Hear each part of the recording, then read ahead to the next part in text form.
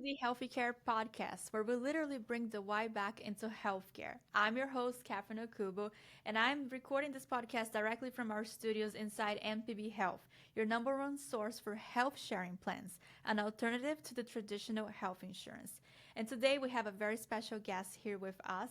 He is a medical anthropologist, a researcher, and author of several books, including the book Dressed to Kill, The Link Between Breast Cancer and BRAS. We'll be diving into a very interesting conversation. We'll be talking and learning more about prevention and awareness. So, Sydney Ross Singer, welcome to our Healthy Care podcast. It is a pleasure to have you here. Thank you, Catherine. It's great to be with you. Well, thank you for joining us. And can you explain a little bit about what is a medical anthropology and how does that help people stay healthy? Because I've never heard about that before. What I do is I have a background in medicine, biochemistry, and anthropology, and I integrate them to understand how our culture makes us sick. And what most medical anthropologists do is they try to understand how different cultures do their healthcare, different herbal medicines, or how to integrate Western medicine into other cultures. But what I do is I try to understand how our culture gives us certain behaviors and attitudes that make us sick, as well as institutions that lead to disease. And in fact, most of our diseases are like 90% are caused by lifestyle or culture. Most people know about lifestyle caused diseases, but I like smoking and drinking, stress at work, all those things are lifestyle, diet, exercise. Most people are familiar with how your lifestyle, those things can affect your health. But what I do is I try to understand from a more holistic perspective how our culture leads us to have problems, health problems. I mean, it does a lot of good things for us too, but there's a lot of things it does that cause disease. And and I look at it from a systemic point of view. For example, we're not trained in school to learn how to take care of our health. We're trained, there's a lot of things you don't learn in school growing up, K through 12, that's relevant for real life. We learn instead to rely on experts, to rely on doctors, to tell us what to do. And we don't really learn physiology or anatomy or any of those things in high school. Maybe some schools do, of course, but it's not typical that you learn these things. So people really are ignorant when it comes to the most important thing, which is how to take care of your body and yourself and your mental health. So that's what I do, and I come up with new theories because once you start looking outside the medical box, there's so many obvious things that you can do that make sense that are free, which is really one of the major reasons why it's ignored in medicine, because medicine is a business, and they don't want to give away free advice or let you know how to prevent diseases that they make money treating, especially if the cause is a cultural thing. For example, Interesting. yeah, yeah, a good example is smoking and lung cancer. Back in the 1930s and 40s, smoking was hugely popular. Everyone smoked. They thought it was good for you. Doctors smoked. There were commercials where they were saying doctors prefer Camel cigarettes, and doctors were selling them. Like, really, it was promoted.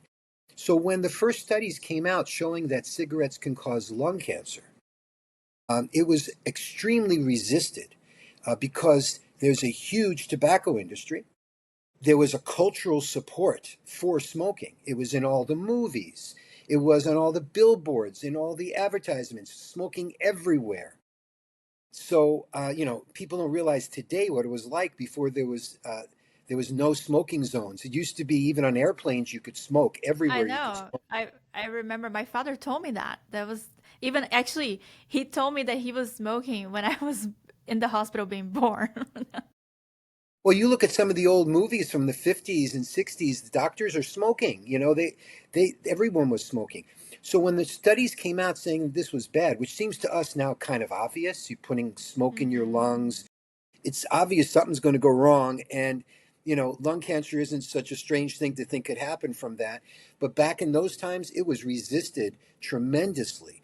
And all the big, cancer society, all that were resisting this because They get donations from tobacco companies. They have donations from people who smoke and the doctors, everyone's smoking.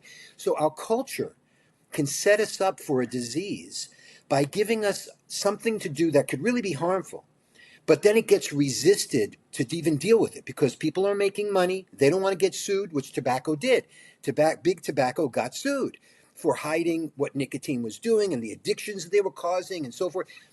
Once that got exposed, they get sued. So when companies develop products that are harmful and they get those embedded into the culture so everyone's doing it and everyone thinks it's fine, then when you come up with a person like me, like a whistleblower, I'm like a culture whistleblower.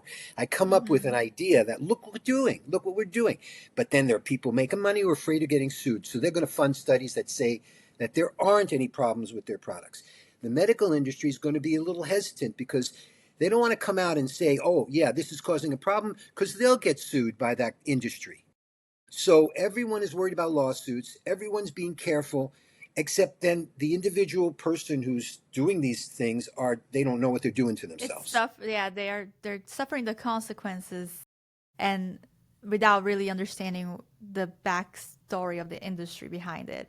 Yeah. That's interesting. That's very interesting. I didn't know that's what medical anthropology does. And based on all that information you just gave us, for example, about the tobacco industry, what else do you see nowadays as a lifestyle, especially in the United States, that is still causing diseases?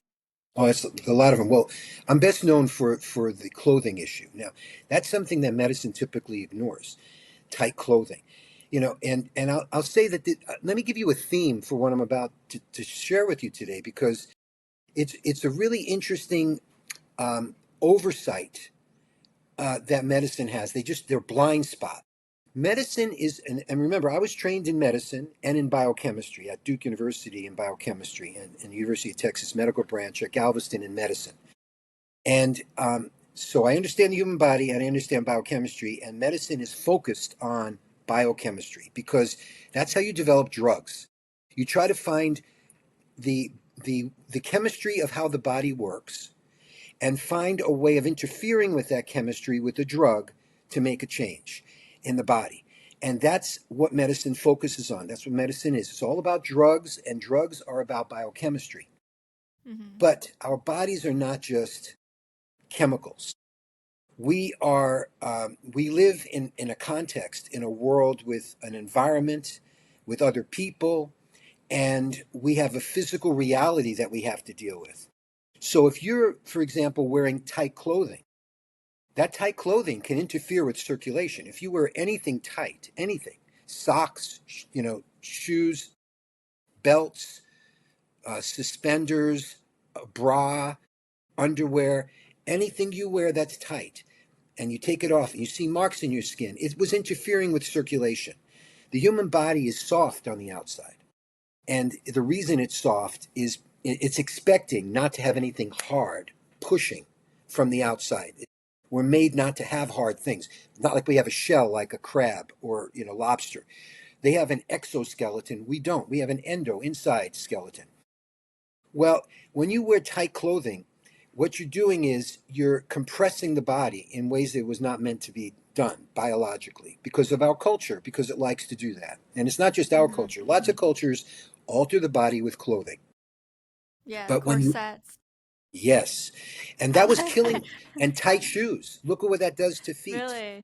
And so you look at, this is a good example with tight shoes. When you look at a foot, what is a normal foot? Well, in a culture that wears pointed shoes, the toes will point in because they've been deformed by pressure.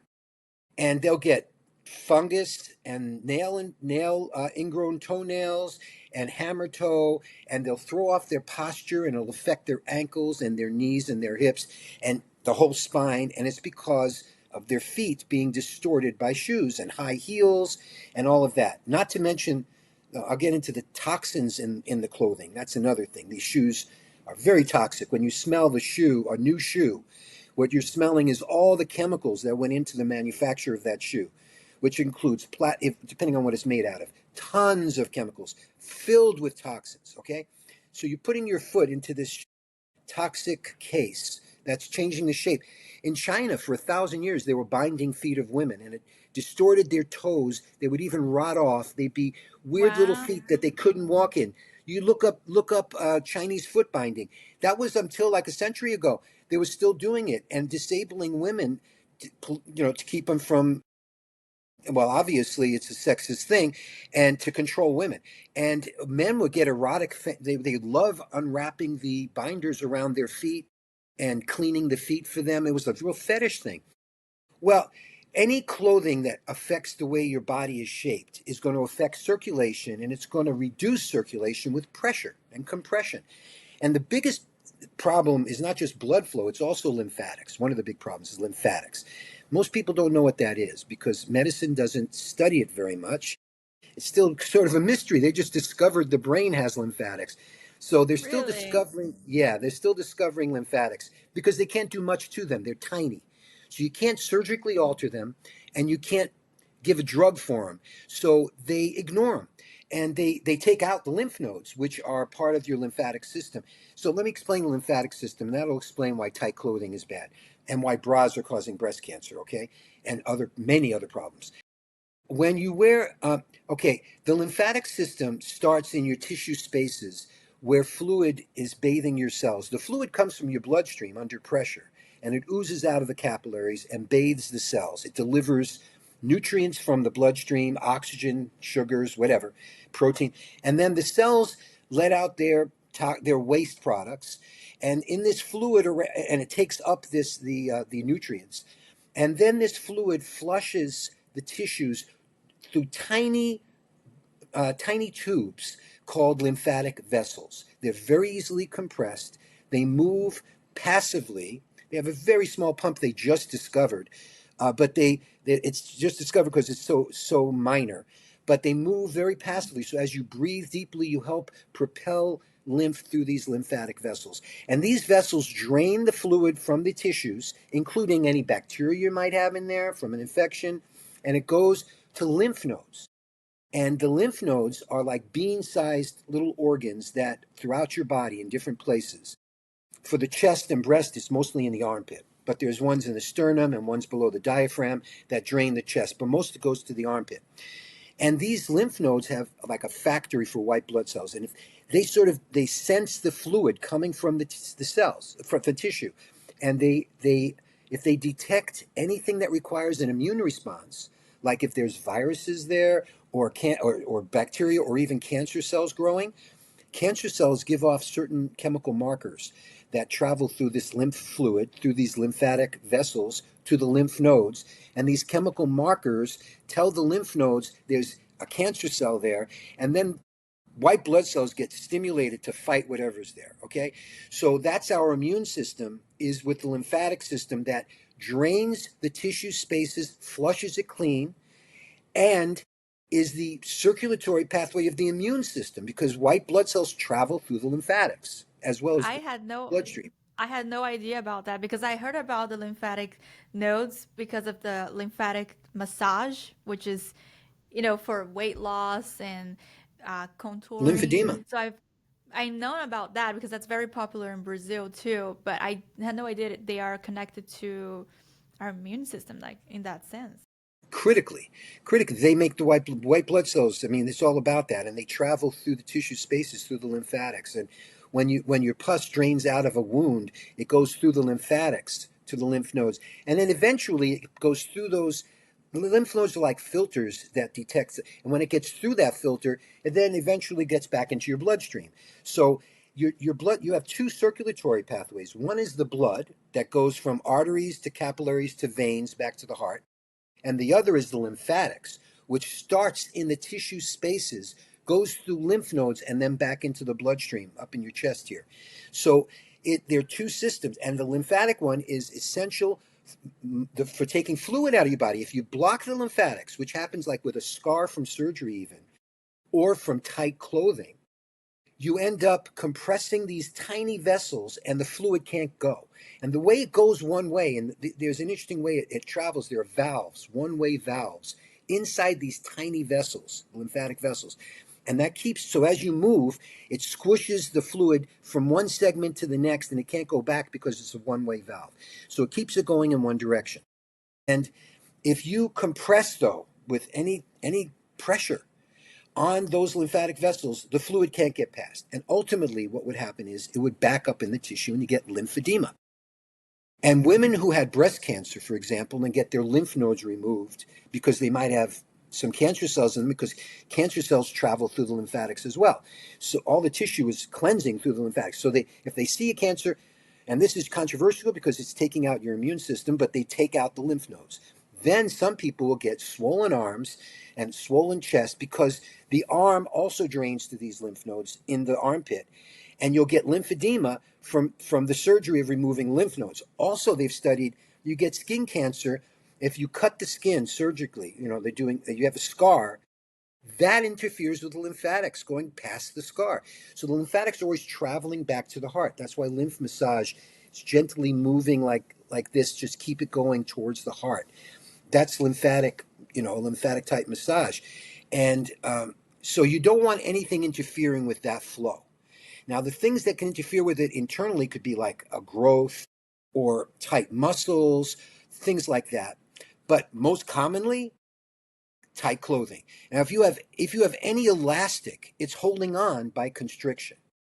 Now, when you deal with the bra and breasts, we've gone from shoes and tight and feet and what it does to the feet. Well, what does a bra do to the breasts? The bra is a case for the breasts that's designed to change their shape and provide support. Support is an interesting word because there are internal structures in your body that support the breasts internally. It's called the Cooper's ligaments. Ligaments are the structures in your body that support the tissues and hold it together. It's connective tissue, and there are ligaments inside our body. Now, if you wear they support and hold things up. If you wear a garment on the outside of your body to support, you're basically using it as an external ligament, an exoligament, like an exoskeleton for a crab.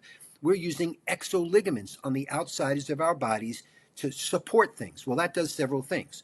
One, it makes the internal ligaments weak because you're supporting it artificially. Like if your arm was in a sling, your muscles and everything get weak from the artificial support. You got to support your own body to keep strength. So by supporting it artificially with a bra, the internal ligaments that would support and hold the breasts up weaken. And that means the breasts get droopier with the bra. And when women stop wearing bras, and I've been doing an ongoing international bra-free study where women around the world are stopped wearing bras and they tell us what their experiences are, health-wise, personally, socially, the whole thing. And it's been doing that for 5 years, and it's fantastic. I wrote a preliminary report about this. What happens is their breasts lift in tone, especially if they're younger than 50. Their breasts, after they start, when they get rid of the bra, they have to support themselves and they lift and tone. That was also found by a French a researcher, a physiologist who researched women's breast shape when they got rid of bras, and they definitely lift, and they lift for two reasons. The other reason is not only is because the ligaments get stronger inside, but if the external compression from the bra is shaping the breasts, it's providing pressure to the lymphatics, and those lymphatic vessels will not properly drain. And the result will be that there's a backup of lymph in the breast. So women wearing bras that leave marks in their skin basically have swollen breasts with fluid, extra fluid. That makes them heavier too. So combined with weaker ligaments and extra fluid that shouldn't be there. Now, what's the problem with extra fluid? Well, when you have lymphedema, the tissues are congested. So toxins can't be properly removed. And when you're constricting, especially, it's called lymph stasis. You have stagnant lymphatic flow. Now, we're exposed every day. You got to, again, look at people in context of our culture and environment. Because of our culture, we're exposed to toxic chemicals all the time, as you know, plastics in everything. Microplastics are a big problem nowadays. All of the forever chemicals, all of the, you know, everything. If you're doing laundry, you're smelling the laundry detergent. Those are going into your bloodstream. Everything that we take into our bodies, herbicides, pesticides, fungicides, all those things in our food, they go into our bodies. And we need our kidneys and liver to detoxify and get rid of them. But if you're wearing tight clothing, that will be delivered throughout your whole body by the bloodstream, the toxins.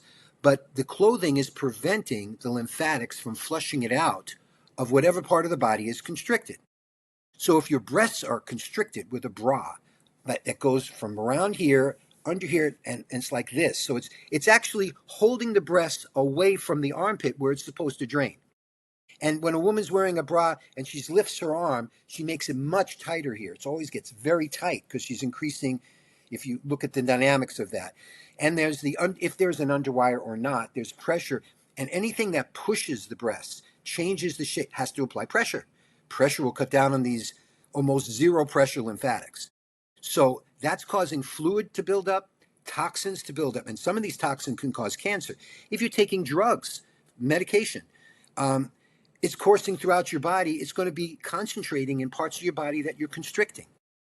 So it's not just what gets in your body, but how it gets out that's important. And unfortunately, toxicologists who study toxins and poisons, they are worried about what gets in. They never think about clothing preventing the body from properly circulating and what that does to the body. Medicine has got a big blind spot here.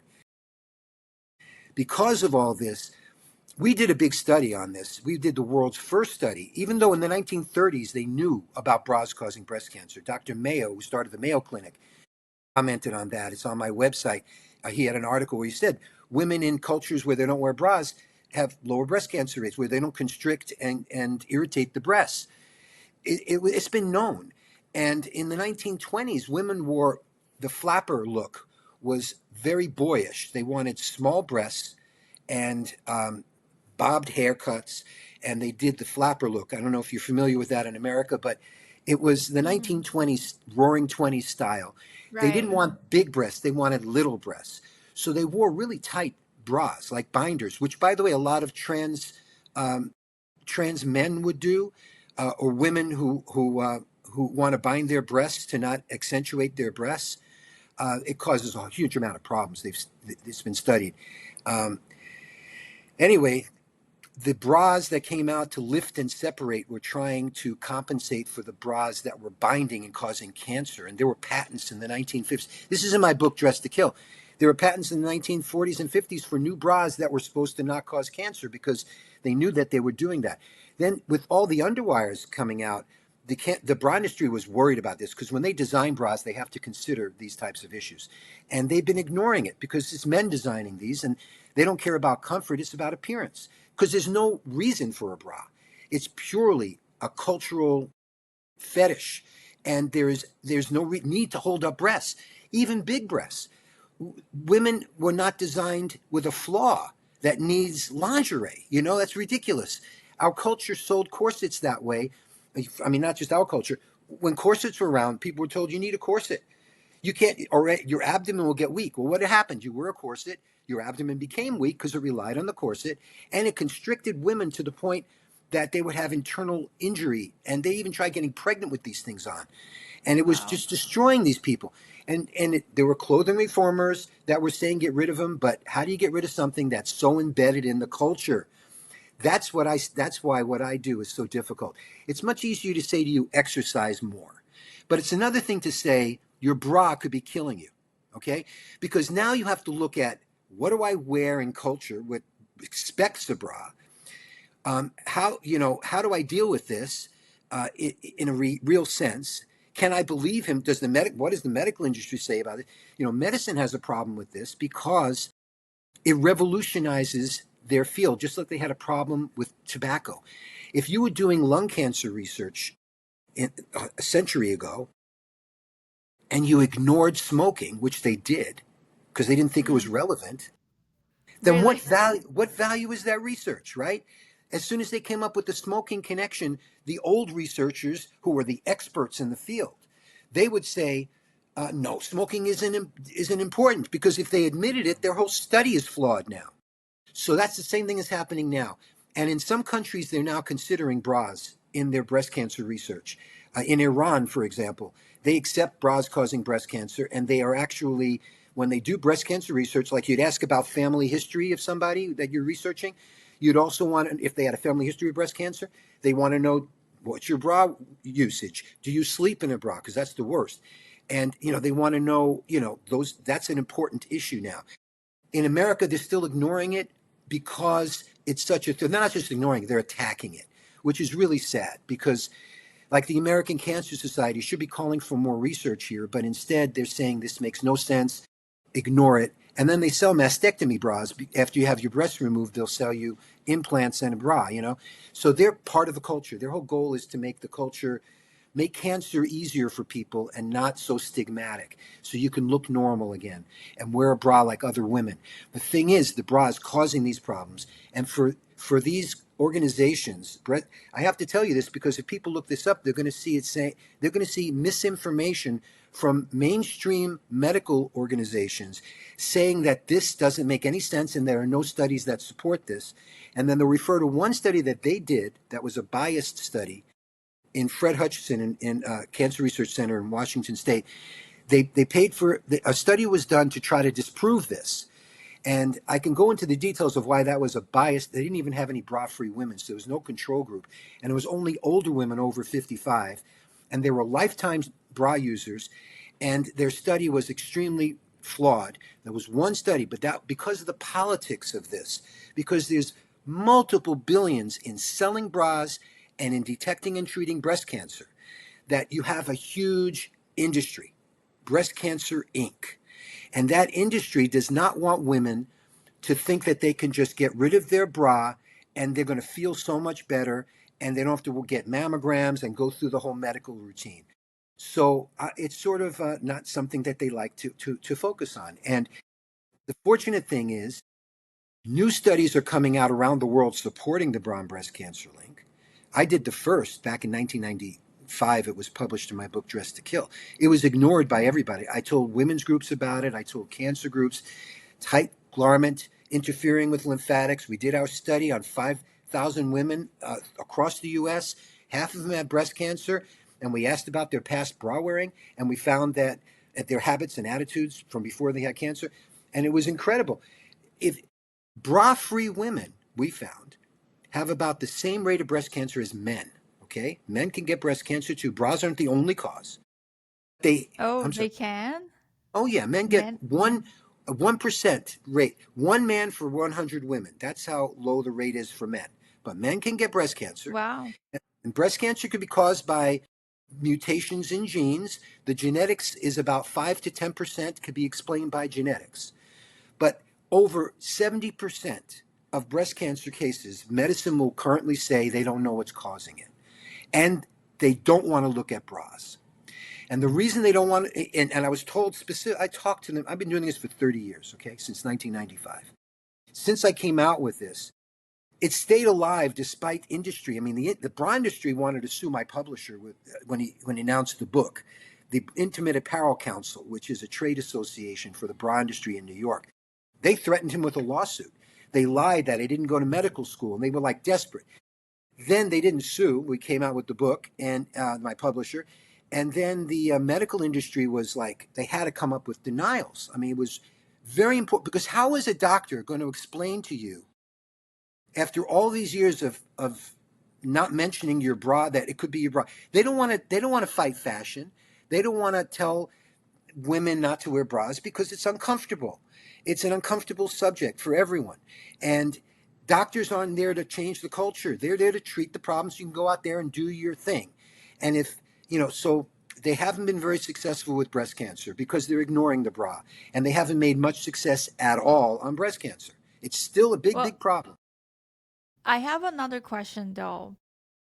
I know we're talking about the bras, but what about actual materials of clothing?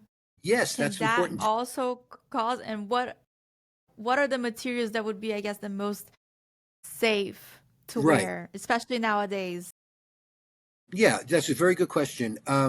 because it's not just the bras cutting off the lymphatics, but they're also providing toxins right into the breast.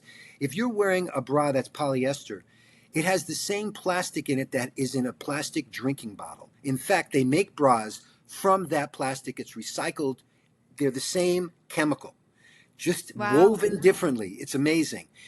And just as you know that that chemical breaks down plastics, when plastic breaks down, all of the chemicals that went into its manufacture are released. They're sort of stuck in the product as it's made. You can't wash it out as they make these plastics. So they're sort of contaminated. But as long as they don't break down, that contamination isn't the thing. But when you expose like a water, and this is another important lifestyle thing, people who drink with water bottles are it's terrible. Those bottles are the plastic. The plastic bottles break down in sunlight and by UV light. So they're tested and assumed to be safe in the dark and not overheated. So if you're leaving your bottle in your car, your plastic water bottle in the car, or you're buying it from a grocery store that has them outside in the sun, that water is already contaminated with leached plastic products. And you can even smell it in the, when you empty out those things and leave it for a little while and you'll smell the plastic and you're drinking that. And when, food put into plastic containers, those are fresh virgin plastic that's right out of the factory, put some yogurt into it. So all of these chemicals are still residues and all of those things are in plastics. And when they're in a bra, it's going to leach right into your skin because it's so intimately in contact with the skin. It's not like a blouse that's loose. It's tight and you're sweating into it. So that gets into your skin and that's bad. So the safest things would be cotton, natural fibers, cotton, hemp, linen, silk, but you don't want anything tight. If you want to cover your nipples, realize also pressure on the nipples isn't good. I mean, these garments have, your nipples have to function to nurse a baby. That's what they're meant for. They need to stay open. And when you press on hoses with pressure, it cuts them down and interferes with the nipple's ability to feed a baby. If you look at some women, when they take their bra off, the nipple is like flat because the bra has been pushing the whole thing down. What is that going to do to the nipple? I mean, that's only one little thing. All of the things inside the breast are suffering. The breast gets weaker from constriction. So then you have these toxins from our environment and from the bra, which can cause cancer, some of these. They can't get out of the breast effectively if the lymphatic system is impaired. So that's why this is a leading cause of breast disease. The first thing you'll have is pain and cysts.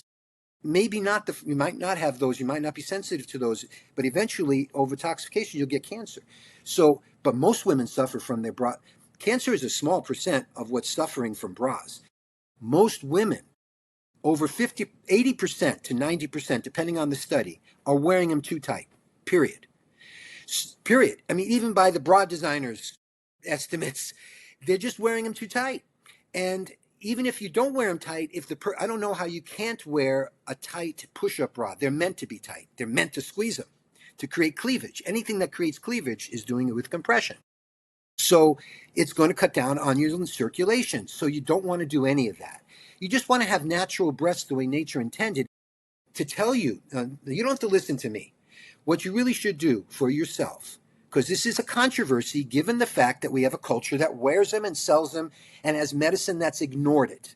So I'm coming out here saying, wait a minute, everybody, let's look at what's going on. Our culture is teaching women to feel like they have to alter their breast shape. And they teach you this when you're a child. And you have to, and they give you a training bra when you're very young to introduce you to womanhood, which really means introduce you to feeling like you have to change your breast shape to be acceptable in public. Men don't have to do that, but women do. And that type of oppression on women is felt. When women get rid of their bras, I can tell you from my study, the following thing happens. Number one, all of them say they could breathe easier without a band around your chest. You can literally take a deeper breath. Now, if you can't take deep breaths because of a bra, like tight, then that lowers your respiration. It makes you breathe shallow. That affects your heart too. So this is affecting other systems. So every woman says, I breathe easier. If they had breast pain or cysts, that gets better within days of ending the constriction because the fluid could finally leave. And within a few months, their breasts are actually lifting and toning.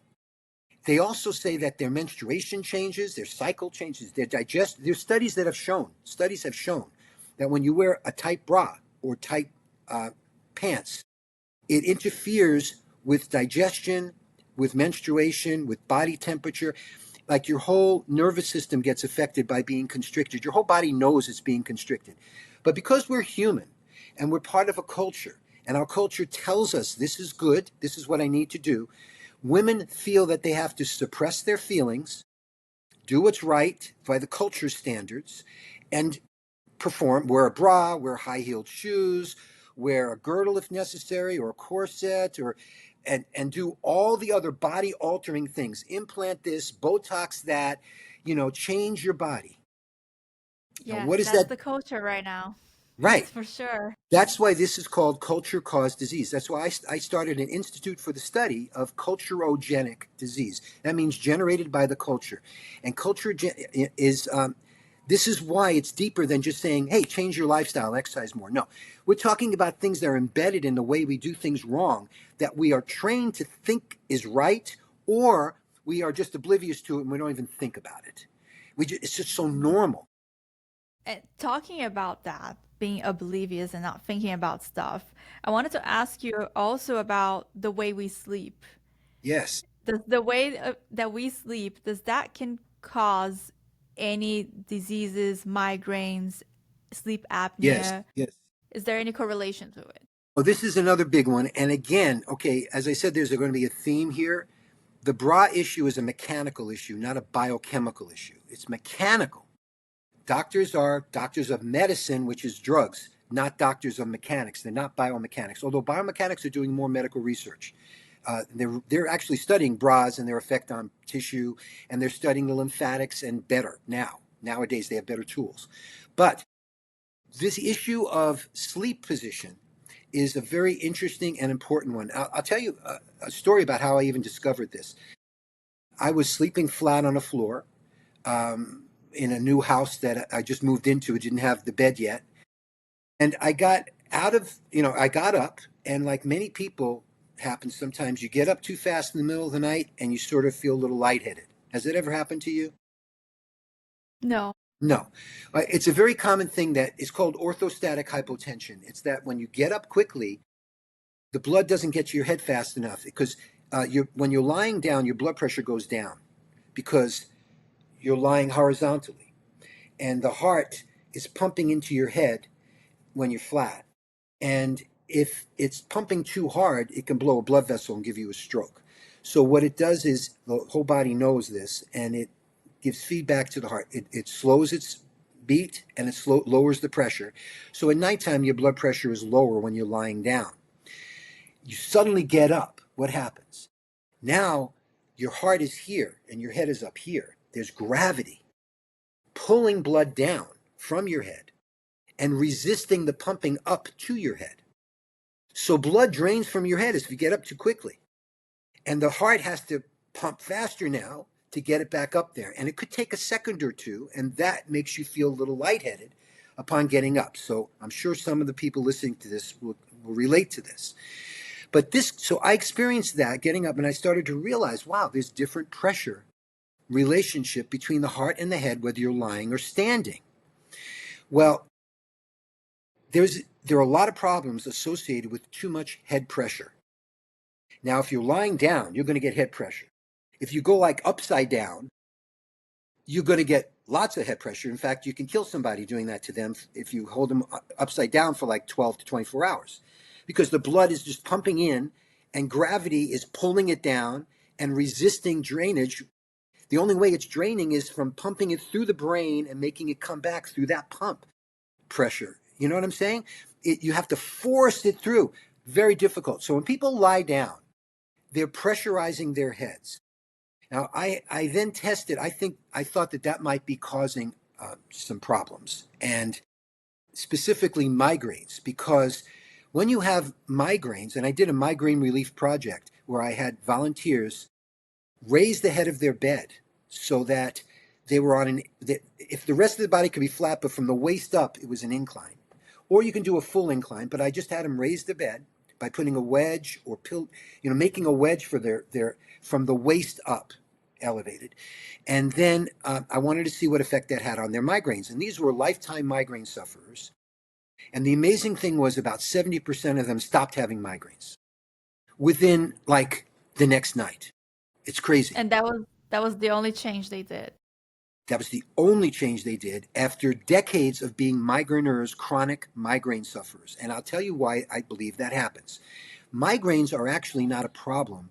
They are the body's way of adapting to this pressure of the brain. Because when the brain is down at night, getting pressurized, and this is why people are groggy in the morning, the brain is not getting proper circulation. And it means it's building up waste products like lymphedema. It's building up with just poor circulation that causes low oxygen, low sugar, increased amounts of waste products, and your brain is just not working right, and it's getting sluggish. And depending on what part of your brain is extremely important, obviously, and it affects everything in your body. So if the respiratory, your breathing center of your brain in your brainstem gets not enough oxygen, then those cells that make you breathe from your brain, isn't going to be working right, and people can get breathing problems. And I think this is what causes sleep apnea. And they know it's in the brain. There are a lot of things associated with increased brain pressure, and they don't know what the cause of the increased pressure is. This is what you'll see in medicine, but they'll know it's related to increased pressure. And there's a lot of problems. Glaucoma is another one, increased eye pressure. They know that when they take your eye pressure, it's important whether they take it lying down or sitting up, because when you're lying down, the pressure is higher. If you stand on your head, they've measured eye pressure is huge when you're upside down. And they know it's highest in the morning after lying down all night and pressurizing your head. So you'd want to take eye pressure at different times of the day. It's going to be different depending on how much pressure is in your head. At the end of the day, when we're up all day, gravity is constantly pulling down. You actually feel, you can get like a low pressure headache. And when you lie down, it could feel better. Then you know it was a low pressure headache. Well, what happens with a migraine, it's a high pressure headache from lying down, but it's a special kind of headache. The blood vessels in the neck open up, and it's like a huge flow comes through your brain with a migraine.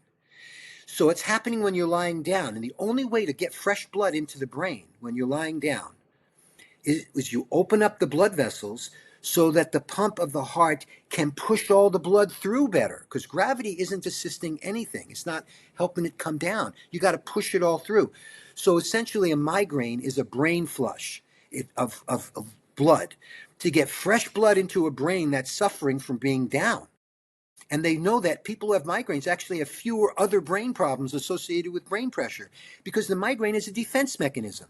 Just like a fever is a defense mechanism, and nausea and vomiting are defense mechanisms. This is our body's way of dealing with things. It's not the problem. Like if you're, you know what I'm saying? If you have a fever and you're sick, the fever assists your fighting of the disease. Your immune system likes having a fever for a reason. It makes a fever. So if you take a fever reducer, you're fighting your immune system. So actually within range, fevers are very important. That's why your body has them. Nausea keeps you from eating when you're not supposed to. Vomiting gets rid of what you need to get rid of. Diarrhea gets rid of what you need to get rid of. When you stop your body from doing these uncomfortable things, you're stopping important defense mechanisms. A migraine is a defense mechanism. And once we had people raise their beds, what happened was it improved circulation, because now you have a gravity cycle going on. The gravity helps pull it back down. The heart pumps it up. It can compensate for the extra gravity pump, but then the gravity pulls it down. So by just elevating your head, you create better brain circulation. What we also discovered as a side effect, your sinuses are clearer in the morning because your whole head isn't as pressurized. Everything is clearer. Kids who get okay, I'll get to that one in a second. So what you'll find, bags under the eyes, pressure. It's just pressure. You raise the bed, you won't get the bags. You also want to be on your back. Now, people say, I can't sleep on my back, but that's when they're flat. It's very uncomfortable. If you raise the bed, you can sleep on your back, and that's how you should sleep, and I'll tell you why. If you sleep on your side, all right, you're on your bed, you're sleeping on your side. First of all, your spine is going to be messed up with your head, so you have to have a good pillow. Okay, but let's say your pillow is there. You're leaning on your shoulder, pushing it right in. You're leaning on your hip, pushing it right in.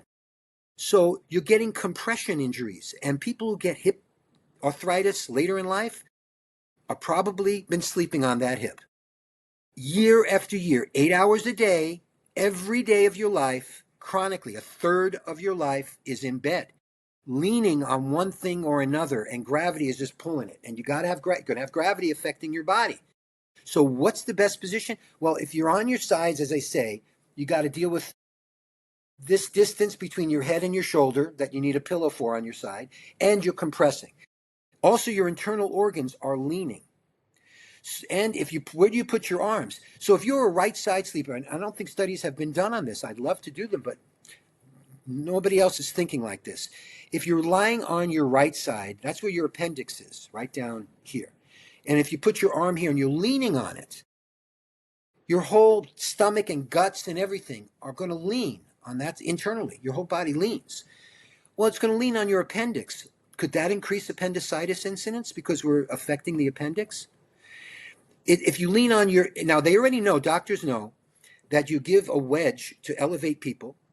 That you can buy a wedge that you put on your bed and you lean on it and it elevates you from the waist up. And they do that for GERD, for improving digestion, not having reflux, because when you're lying down, your stomach contents can shoot back up into your mouth and throat, and it causes irritation and a lot of problems. So, and GERD, obviously you're going to get like heartburn. So when you're lying down, if you elevate, it keeps the stomach contents down. Yeah, is that why in hospitals all the beds have that elevation? Yes, and it also improves breathing. Yes, breathing. You want to elevate for breathing. I in my study on this, I wrote a book about this called "Get It Up," about raising your bed, and I actually found that NASA researchers study this because that's why there was a lot of research, but they don't talk to regular doctors who do work. They're specialists. They're concerned about zero gravity because astronauts in space have no gravity. And so it's like lying flat. And they actually simulate that on Earth to test it and study it by having them lie flat, actually with the head down a couple of degrees. So flat sleeping is simulating basically being in space with no gravity. And what happens in space is fluid, blood, shifts to the head. So these astronauts, they get puffy head, puffy eyes, puffy brain, puffy inner ear, and they get migraines, and they get sleep apnea and other problems associated with head pressure.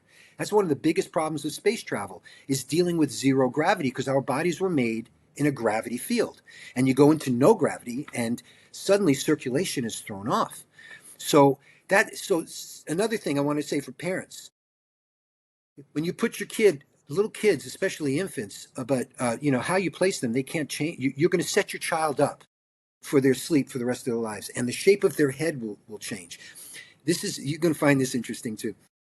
In Western culture, we tend to put kids on their side or on their belly, and because we're afraid of vomiting, and they put the kid's face on. So here's the bed. The child is like this, leaning flat.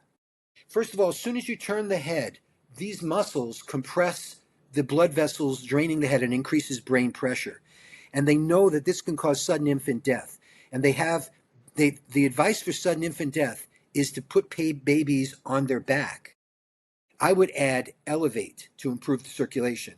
But they know you don't want to put a baby on its belly and turn its head to the side, because that just cuts down on brain circulation, and they're just going to get congested in the head, and their respiratory centers that control breathing will stop working.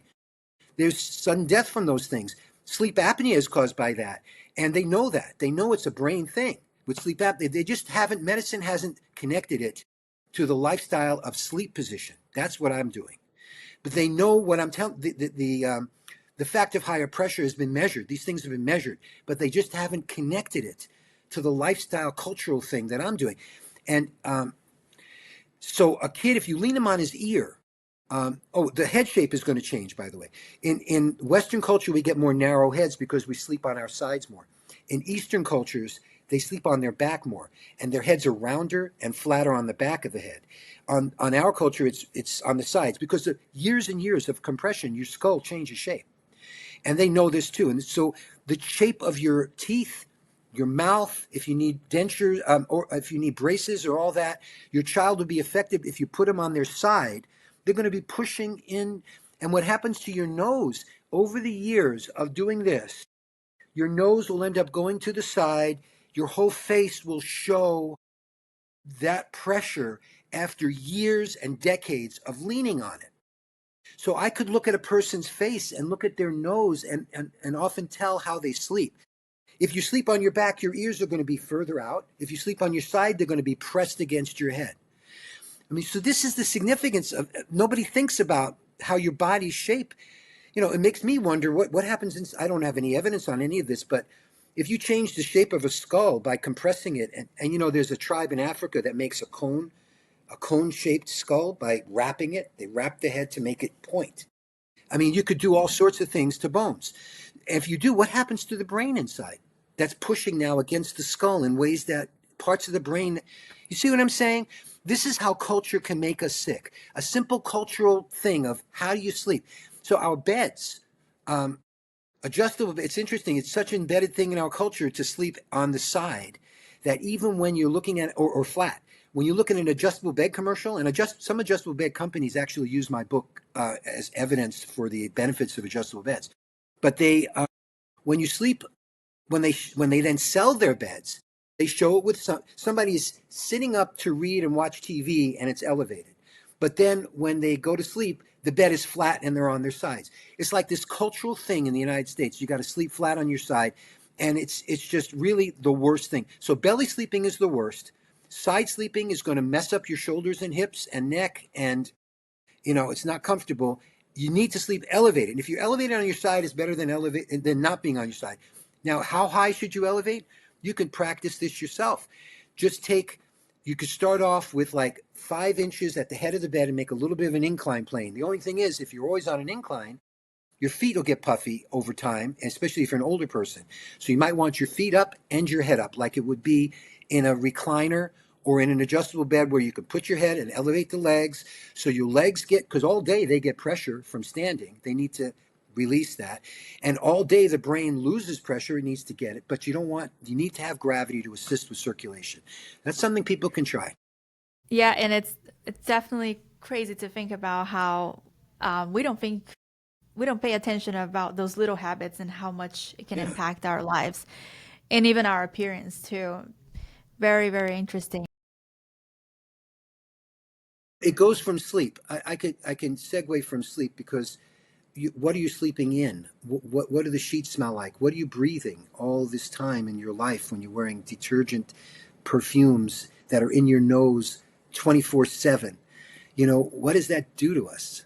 It does a lot, but you know, some of these are endocrine disruptors. So you know, we need to be aware that when the fragrances that are being promoted by fragrance industries for really just to make you have brand, it's branding and brand association with a fragrance. But I've been seeing commercials these days where they'll sell like a product and a detergent, and they'll have the person just it smells so good. I've seen that too. Yeah, and you know, I'll tell you, I live in a rural area where it's natural and a lot of fresh air, and I could smell people driving by in their cars. I could smell their Tide. I could smell their Bounce and their other fabric softeners and detergents and everything. The thing is, when you smell anything, perfumes, all of these fragrances that are in so many products, those are, as soon as you smell them, they're going right into your lungs and up to your brain and into your whole body. And they affect us. And some of them are, as I said, are endocrine disruptors that could affect, it's like hormones. And they can cause all sorts of problems. And they could cause irritation as well and allergies. So I think people, this is another lifestyle thing that's hardly ever spoken about, you know. I don't know a physiological impact. They don't study these for physiological impacts. When they put a fragrance in, they don't test that fragrance for health. They just put the fragrance in. They won't necessarily admit what it is because it's proprietary. It's their own special fragrance. They don't want to tell you the formula. So you got to be careful of that kind of thing. Let me just throw out, since we're limited on time, I'm going to throw out a few other ideas, okay? It's important, since we're speaking of fragrances, and people not realizing what they may be doing to them. So if you're sneezing all the time, you feel stuffy or whatever, irritated, and you don't know what's causing it, it could be your detergent. Try to have fragrance-free stuff. You're absorbing whatever chemicals are in the clothes from those detergents into your skin. So it's not a good. You really want to minimize those types of things, especially fragrances. Something people should be aware of is natural flavors. If you are allergic to anything and you buy a product that says natural flavors as part of its ingredients, you don't know what that is, and it could be what you're allergic to. They don't have to admit it. Anything could be a natural flavor as long as it's not artificial, as long as it wasn't produced in a laboratory, synthetic. It's natural. It could be anything. And some strange things are added to foods for flavor or for aroma, for color, and they won't necessarily tell you because it's proprietary. So that's why they say natural flavors. They don't say what flavor it is. So let's say you're allergic to oranges, and that could be the flavor in that thing. So be aware of natural flavors if you have allergies, because you won't realize that was where exposure was, because you'll be wondering, why did I just break out? Why did I just have this problem? It could be from that. Yeah, that's true. They don't Yeah, necessarily need to put on the ingredient list or nutrition facts what it's inside that yeah. natural flavor. And the other thing about nutrition facts, if we have more time, I go into more detail, but all of that is pretty, I think someday they're going to realize how limited their view of nutrition is, because what you're really feeding when you're eating is your bacteria in your intestines. We have more bacteria in us than our own cells, and I think of it as part of us. And so when you eat grains, for example, it goes into your body and you have fermenting bacteria that'll turn those grains into alcohol and other stuff. And you absorb these, your liver has to deal with. That's why your liver is the first thing that blood sees when it comes out of your intestines and it absorbs food. It goes to the liver, because the liver is the big filter that'll detox all the crap coming out of your intestines. And more than half of the metabolites, the chemicals in your bloodstream, more than half of them that you have to detoxify and eliminate, come from your intestinal bacteria. So when we eat, they get the first dibs on it. So you're really eating for your bacteria. So you don't want foods that have like preservatives in them, because preservatives stop bacteria from eating them. So you're not giving the bacteria that food, and our digestion is really reliant on our enzymes wouldn't be adequate without the help of these bacteria. We actually really rely on them. They even make some vitamins that we need. I mean, they're a critical part of our bodies. So really think about what you're eating, and realize you're feeding your bacterial population. So there's a lot of implications of that, but it means that nutrition really has to be personalized. Every one of us has a different bacterial genome in our bodies. Some of that will actually you can inactivate drugs with your bacteria. They know that. And that's been studied. Some bacteria will actually inactivate the drugs you're taking from medications. And so there's a lot more about intestinal health than just what's on the label of a box. You're not seeing that. You're seeing what your bacteria have given you. And that's what antibiotics are going to throw off your whole bacterial population. So if you're ever taking antibiotics, realize that's resetting the whole thing and Yeah. throwing you off. Yeah, Yeah, yes, there's a no, lot more to talk absolutely. about. I know. So maybe we need to do a second podcast so we can dive Perhaps, into all these other topics, because there's a ton of things that intervenes with our lifestyle and we don't even realize. So yes. And so the very point is, insightful. let me wrap it up by saying you're in control. This is your life and your lifestyle. And while the culture may give you certain things to do, it's up to you to really think about it and choose whether you want to participate or not. Because many of the things we're told to do by our culture that we take automatically for granted as okay could actually be making us sick. And it's up to you whether you want, you're in control over your own health.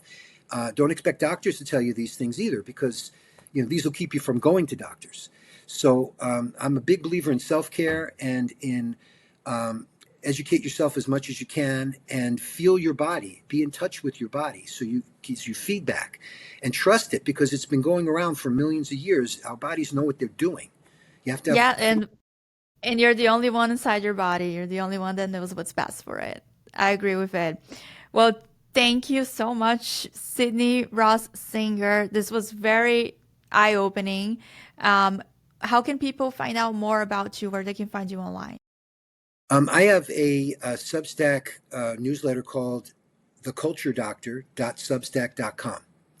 So you could see my work over there. And I highly recommend my book, Dressed to Kill, which is coming out with a third edition in 2026.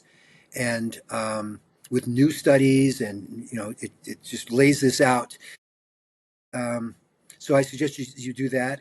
But with those two resources, I think you'll have a whole new way of looking at your lifestyle and understanding how you might be causing your own problems. And if you don't get rid of the cause, it's not going to get better. Doctors will treat the symptoms forever if you don't get rid of the cause. So you have to address the cause. And that takes a lot of personal commitment and insight and dedication. So I hope you can do that, and I hope my information helps you along that pathway. Thank you. I think it did. I think it will help a lot of people. Thank you very much for joining us on the Healthy Care podcast. Thank you so much, Doctor.